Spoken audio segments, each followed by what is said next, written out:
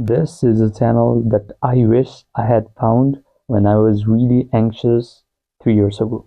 I was really anxious about my well-being. I was really anxious about my life. By the way, I think I should get a new haircut. The first thing that my past self needs to realize is that the external world that you're living in, the three-dimensional world that you see with your senses, that you can perceive with your sense organs, is not a solid reality. This is the reason why the external reality is termed as Maya in the Bhagavad Gita of Hindu scriptures.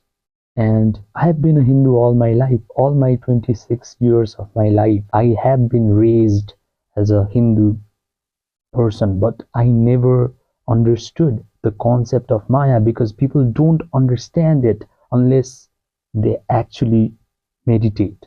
When you get a glimpse of Maya by you becoming meditative, then a lot of problems just start to fall away from your life. A lot of people just start to meditate by closing their eyes and focusing on their breath, and they think that they are meditating, but that is just you practicing stillness so that meditation happens to you. There will come a moment when you start to practice being still and you suddenly become meditative. That's when you realize that the world that you're living in, the external world, has always been projected from within your own mind. And that's when you realize that all the tragedies in your life were self-created. Now, don't fear that realization, because as soon as you realize that all of your tragedies were self-created, it is the beginning of your freedom, because you now have the choice to create glory instead of a tragedy. Use your mind right, meditate correctly, and you will start to create glory after glory instead of tragedy after tragedy. If you break down anxiety, it is just you not becoming sure about the future, you anticipating worst possible outcomes in your future. That is what causes anxiety. But if you know how to use your mind right, mind correctly, then that will never happen. I promise you, you can get out of anxiety and panic attacks if you really know how to meditate. That is never going to happen. I promise you. I want to tell you guys about a story. There are some cultures where a witch doctor or a priest curses someone. He places a voodoo curse on someone, and that person who gets cursed dies because of that curse. The reason why they died remained very unclear to scientists, but they later found out that when a person accepts and surrenders to an idea, then that idea actually manifests in his body. So when a person accepts an idea that he is getting cursed by a very powerful witch doctor, and he surrenders to the outcome that he is inevitably going to die because of that curse, it actually happens. It actually happens. It actually materializes. I live in Nepal, so there are a lot of witch doctors here who have been treating people for all kinds of terrible illnesses. And the reason why a person gets well from being treated by a witch doctor is because that person accepts the idea that the witch doctor has some supernatural power, and he can really heal my illness. That's what that person thinks. And when the person surrenders to the idea that his illnesses are going to be healed because the witch doctor is beating him with a broomstick on his head, then, as funny as it sounds, he actually gets healed.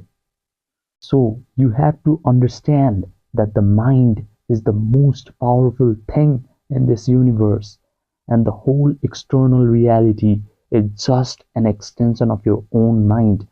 And if you are able to program your mind in a way that will heal you, that will make your life better, then you do not have to do anything to heal your body, to achieve amazing things in your life.